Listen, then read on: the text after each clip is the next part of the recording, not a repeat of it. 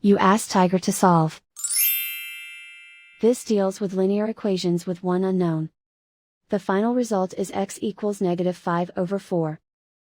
Let's solve it step by step. Simplify the expression.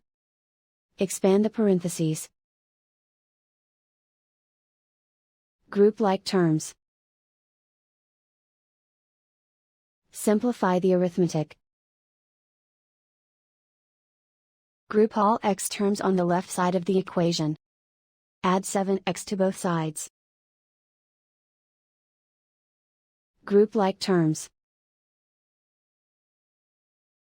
Simplify the arithmetic. Group like terms. Simplify the arithmetic. Group all constants on the right side of the equation. Subtract 8 from both sides. Simplify the arithmetic.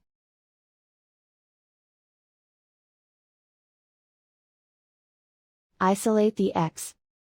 Divide both sides by 4. Simplify the fraction.